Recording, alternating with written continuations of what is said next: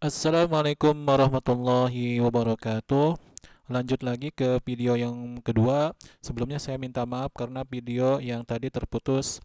Dan insya Allah di hari ini kita akan melanjutkan video yang pertama. Ya, sekarang video yang kedua yaitu melanjutkan dari yang video yang pertama, bahwasanya di video yang pertama kita sudah mempelajari tentang secara umum mengenai zakat sapi unta. Sekarang lihat ya di kambing. Untuk kambing, ini termasuk salah satu harta yang terkena zakat. Maksudnya apa? Kalau seseorang ya memiliki kambing jumlahnya satu ekor, dua ekor, tiga ekor, empat ekor, sampai 39 ekor, ini belum terkena zakat karena belum mencapai nisab. Berbeda kalau misalnya kambingnya tersebut jumlahnya 40 ekor, maka sudah terkena zakat. Zakatnya adalah satu ekor kambing ya. Berbeda kalau misalnya seseorang memiliki kambing 129 ekor, maka zakatnya bertambah jadi dua, yaitu dua ekor kambing. Begitu juga kalau seseorang memiliki kambing 201 ekor, maka zakatnya bertambah lagi, yang tadinya dua menjadi tiga. Ya, jadi intinya untuk nisab kambing yaitu 40 ekor. Dalam artian kalau jumlah kambingnya di bawah 40 ekor belum terkena zakat ya. Berbeda kalau misalnya kambingnya 40 ekor, 50 ekor atau 60 ekor, intinya dari 40 sampai 120 ekor itu zakatnya satu ekor kambing. Dari 121 ekor sampai 200 ekor kambing itu zakatnya 2 ekor kambing. Berbeda kalau misalnya 201 ekor kambing sampai 359 ekor kambing, zakatnya adalah 3 ekor kambing. Insya Allah untuk pembahasan secara rinci mengenai zakat kambing akan kita bahas. Sekarang kalian lihat di antara harta yang terkena zakat yang berikutnya adalah alat tukar. Di sini saya kasih gambar dolar ya, karena saya cari di internet uang rupiah belum ketemu.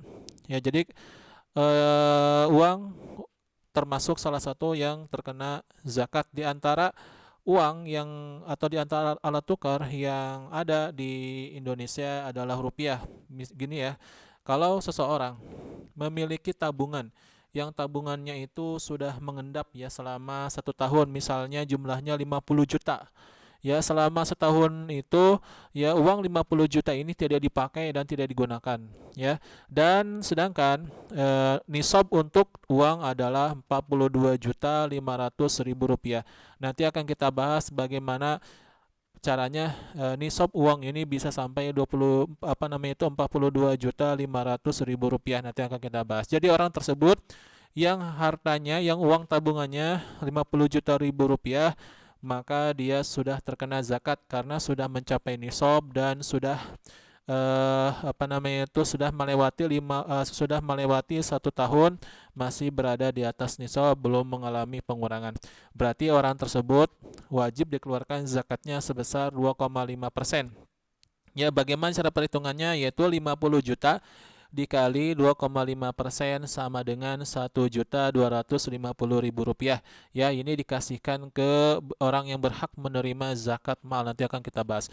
Berikutnya di antara harta yang terkena zakat adalah emas. Lihat ya, di sini ada emas batangan. Ya, emas batangan ini semuanya murni emas, berbeda dengan perhiasan. Perhiasan ini itu terdapat campuran logam yang lain, misalnya perak atau bahan besi, niken dan sebagainya ya. Kalau seseorang ya memiliki emas batangan yang beratnya misalnya 200 gram, sedangkan nisab untuk emas itu adalah 85 gram, berarti dia sudah terkena zakat. Berbeda kalau seseorang memiliki emas batangan ini ya kandungan emasnya misalnya 50 gram, maka belum terkena zakat karena batas minimal seorang memiliki emas diwajibkan zakat adalah 85 gram. Berarti orang ini yang emas batangannya ini 200 gram wajib dikeluarkan zakatnya ya, karena sudah mencapai nisab dan emas batangan ini sudah melewati satu tahun masih berada di atas nisab. Ya, berbeda kalau misalnya sebelum mencapai satu tahun emas ini telah terjadi pengurangan, misalnya dipotong atau dijual sebagiannya. Intinya seperti itu. Jadi 200 gram emas batangan ini dikali 2,5% sama dengan 5 gram.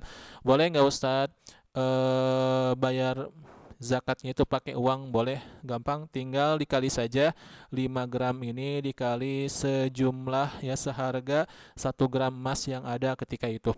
Ya, seperti itu. Nanti untuk lebih rinci akan kita bahas di pertemuan yang akan datang. Di antara harta yang terkena zakat, ya, ini kan emas batangan ya. Ada juga emas berbentuk emas perhiasan. Ya, emas perhiasan juga terkena zakat ya. Ingat ya, semua perhiasan emas itu tidak murni semuanya adalah emas. Seperti apa ini? Ini adalah gelang ya. Gelang ini semuanya itu tidak murni emas, ada campuran beberapa persen bahan logam yang lain. Ya, jadi kalau kalian punya perhiasan emas seperti kalung, cincin, gelang dan sebagainya, ini dihitung ya berapa kadar emas murni yang ada di perhiasan kalian.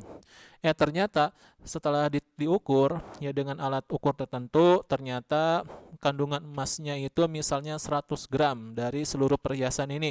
Berarti 100 gram sudah mencapai nisab, karena nisab emas itu 85 gram, berarti 100 dikali 2,5% sama dengan 2,5 gram.